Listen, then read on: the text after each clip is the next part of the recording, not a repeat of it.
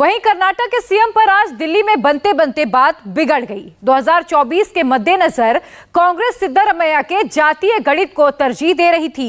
दो बंगले कर्नाटक के मुख्यमंत्री तय करने की मशक्कत करने में जुटे हुए थे। 10 राजाजी मार्ग जहां कांग्रेस अध्यक्ष मल्लिकार्जुन खड़गे रहते हैं और 10 जनपद जहां सोनिया और राहुल गांधी रहते हैं। मगर इन बंगलों के इन दहलों पर डीके शिव कुमार ने अपना इक्का फेंक दिया है। शिव कुमार का कहना है कि अगर पहले मैं नहीं तो सिद्धरामैया भी नहीं, सीएम किसी तीसरे को बनाया जाए। क्या है पूरा गणित और इसमें पेच कहां पर फंस रहा है, क्या पेच फंस रहा है, इस स्पेशल रिपोर्ट में देखिए आप।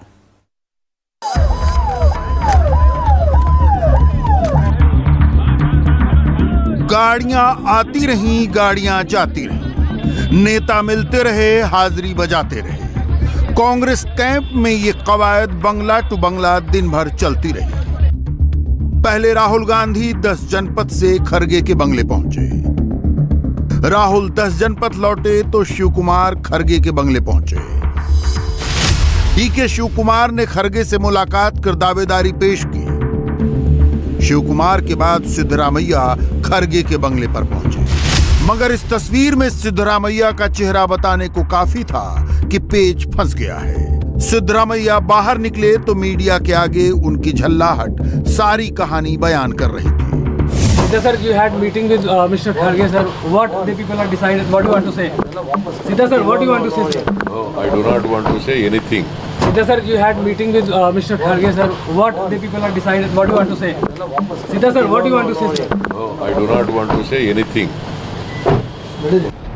पहले खबर थी कि कांग्रेस ने दोनों नेताओं को मनाने के लिए कर्नाटक में रोटेशनल सीएम का फॉर्मूला तैयार किया है, लेकिन डीके शिव कुमार इसके लिए राजी नहीं है। वो पूरे 5 साल का कार्यकाल चाहते हैं। कहा जा रहा है कि उन्होंने ये बात खड़गे को कम्युनिकेट कर दी है। शिव कुमार का तर्क है कि सिद्धरामैया पहले भी सीएम रह चुके हैं, कांग्रेस विधायक दल के नेता रह चुके हैं।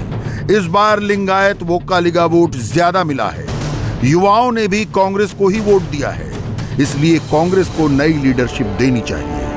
अगर सिद्धरामैया सीएम बने तो लिंगायत नाराज हो जाएंगे। इन तमाम तर्कों के अलावा डीके का तर्क ये भी है कि वो पुराने कांग्रेसी हैं, पार्टी उनकी मां है, बच्चे जो मांगते हैं मां उन्हें देती है। माना जा रहा है कि शिव कुमार के इसी इमोशनल बयान ने सारा खेल पलट दिया। We have built this party, we have built this house. I'm a part of it. I'm not alone. I'm a part of it. The mother will give the child everything, whatever she needs. After all, if anyone is there, it is only the party, no? Minus Congress, everyone is zero. If anyone has become anything, it is only because of the Congress party. See, party will give me responsibility. Why should I worry about it? If I am eligible, they will give. Ours is a united house. Our numbers are 135 plus. I don't want to divide anyone here. Whether they like me, whether they doesn't like me, I am a party president. I am a responsible man. I have to look everyone in a same eyes. I will not backstab also. I will not blackmail also. I will not do.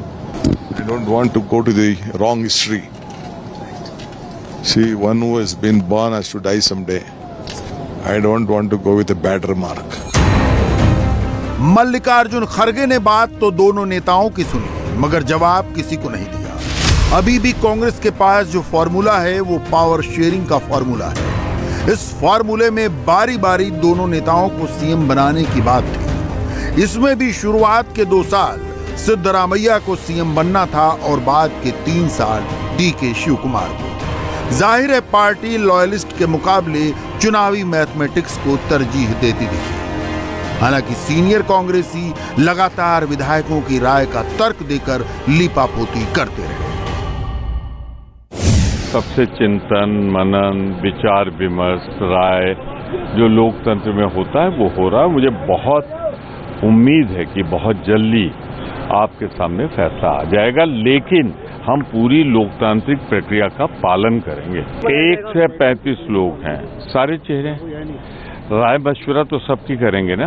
ये कोई तानाशाही की party Bhajpa जैसी तो नहीं है, dictatorship तो हमारे यहाँ नहीं है ना। कोई नाराज नहीं है, कोई दुखी नहीं है, कोई असंतुष्ट नहीं है।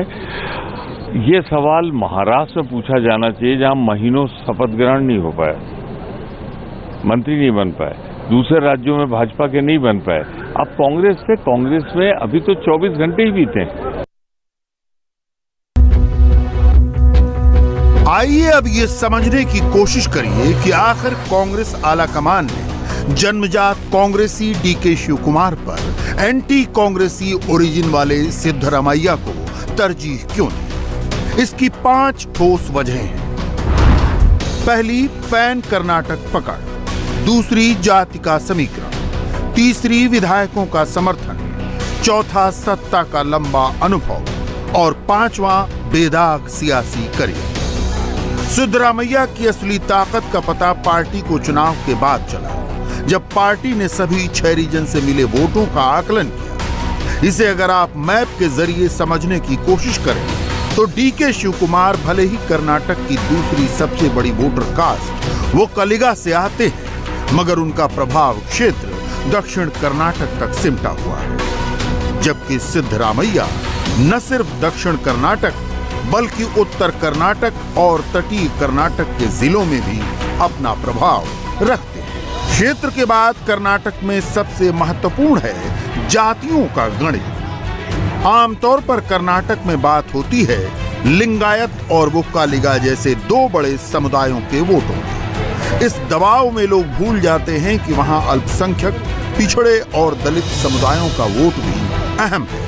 इसके लिए सिद्धरामैया ने 70 के दशक के अहिंदा मूवमेंट को इस चुनाव में फिर जिंदा कर दिया। इस अहिंदा मूवमेंट के जरिए कर्नाटक में कांग्रेस तब बच गई थी जब सियासी माहौल इंदिरा गांधी के एकदम खिलाफ था।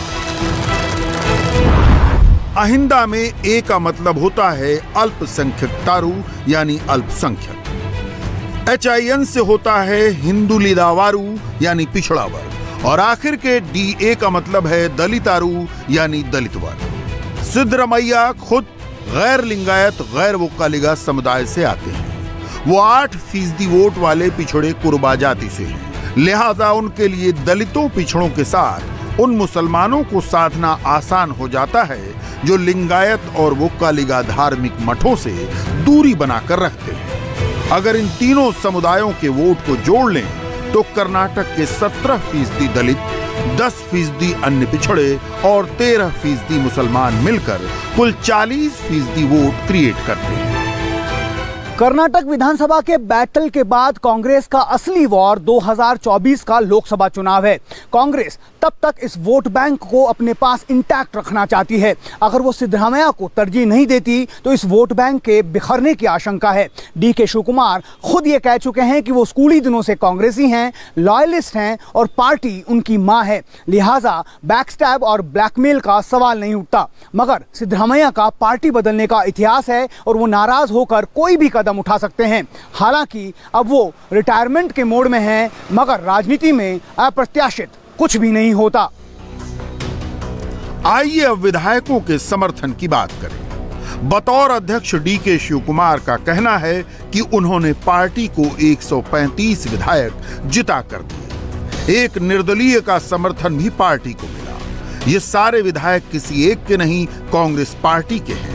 मगर सिद्धरामैया का खेमा कहता है कि उनके पास 135 में 90 विधायकों का समर्थन है। इनमें से 21 दलित, 19 पिछड़े और 11 अल्पसंख्यक विधायक सीधे सीधे सिद्धरामैया के साथ हैं। जाहिर है ये दलित, पिछड़े और अल्पसंख्यक विधायक अहिंदा समुदाय से ही आते हैं। अब अगर बैलेट से हुई राय शुमारी पर सिद्धरामैया को इतना भरोसा है तो इसकी वजह समझी जा सकती है। आइए अब सत्ता में सिद्धरामैया के लंबे अनुभव को भी देख लें। सिद्धरामैया ने 1983 में लोक दल से राजनीति की शुरुआत की। वो वित्त मंत्री, ट्रांसपोर्ट और उच्च शिक्षा विभाग देख चुके हैं। बतौर वित्त मंत्री 13 बार राज्य का बजट पेश कर चुके हैं। 2013 में मुख्यमंत्री बनने से पहले 2 बार डिप्टी सीएम रहे। गैर कांग्रेसी और गैर बीजेपी दलों में भी उनकी अच्छी पकड़ है।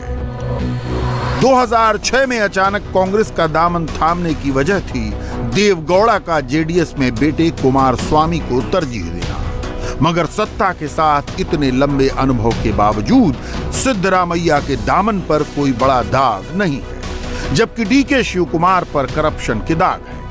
उन्हें रिसोर्सफुल इसलिए भी कहा जाता है कि विधायकों को पक्ष में लाने के लिए वो किसी भी सीमा तक जा सकते हैं। आय से अधिक संपत्ति के मामले में वो ईडी और सीबीआई के रडार पर है। 2019 में कर्नाटक कांग्रेस का अध्यक्ष बनाए जाने से पहले वो दिल्ली की तिहाड़ जेल में 1 महीना गुजार कर आए थे। अब तो केंद्र सरकार ने कर्नाटक के उन्हीं डीजीपी प्रवीण सूद को सीबीआई का डायरेक्टर बना दिया है, जिन्हें वो बीजेपी के इशारे पर काम करने वाला और नालायक तक करार दे चुके थे। इंडिया टीवी हर वक्त हर जगह डाउनलोड करने के लिए सर्च करें India TV news Google play store या ऐप स्टोर पर।